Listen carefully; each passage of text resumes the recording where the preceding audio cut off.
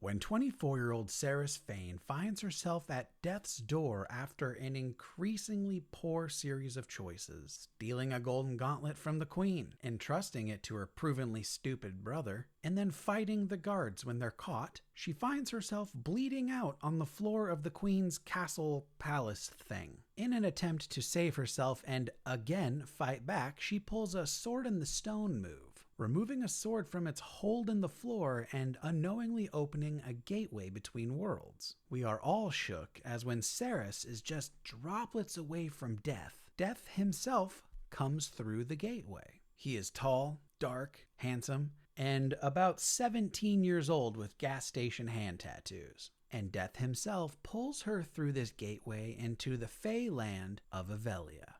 That's where I'm going to stop the synopsis because I really just wanted to set the scene, and the rest of the story is just kind of a collage of stuff you've probably already read anyways. The best thing about Quicksilver is that Callie Hart really nailed the pacing. The book moves very quickly, almost confusingly so in some cases, but I do not recall any lulls or any boring spots. Once this action kicks in, it's a pretty fast ride. It is needlessly 600 pages long,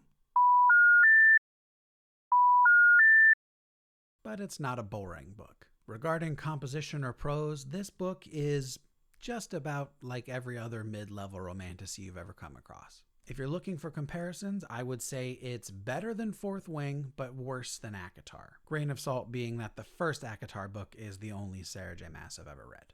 Quicksilver hits all of your favorite tropes. The FMC is a needlessly argumentative twit whose entire life experience can be summed up as being thirsty and being upset about it. And even when faced with people who are bigger, stronger, smarter, faster, and way more magically powerful than she is, she will continue to argue with them at every turn because the story doesn't work if she doesn't. Our MMC, Mr. Gas Station Hand Tattoos that I mentioned earlier, he's called Kingfisher. Yes, it's terrible. And just like Rory in The Night and the Moth or Xaden in Fourth Wing, Mr. Tall, Dark, and Depressed here is an incorrigible turd to everybody around him, because he has to be. Otherwise, enemies to lovers doesn't work. And if this book doesn't really lean into the tropes, it falls apart pretty quickly. We also have a slew of secondary and tertiary characters in here who exist only to provide exposition. When I polled my followers about what it was about Quicksilver that they loved, I was overwhelmingly given two responses. They liked the banter, they liked Carrion Swift.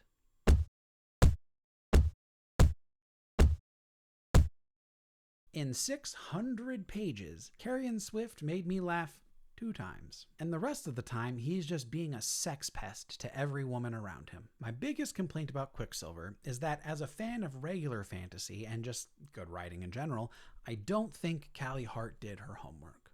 Or if she did, and if this book was edited, that editor failed. Tonally, this book is kind of all over the place. And the most grievous offense, in my opinion, is the horrid and lazy references to real-world and modern-day things. There is no way that Kingfisher could know what Cliff Notes are. And if you're too young to know what that is, just Google it. There is no way that Saeris could know what guerrilla warfare is, because guerrilla is a Spanish word. Thirdly, at one point in the book, Kingfisher remarks to Saeris after they have downed an enemy that they need to move quickly because it's going to respawn. Respawn?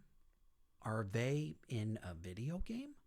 These things are so avoidable, and yet they were left in because Callie Hart, her editor, or Forever Press, didn't think you were smart enough to notice, or that you just wouldn't care.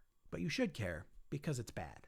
As told to me repeatedly by Romantasy readers, Romantasy is not a serious genre. It's all about the vibes. We just want to have a good time. Don't look at it too closely. I would suggest you go read something by Rachel Gillig instead.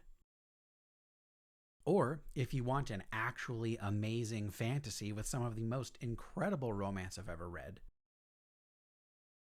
go read The Prior of the Orange Tree by Samantha Shannon. Bye.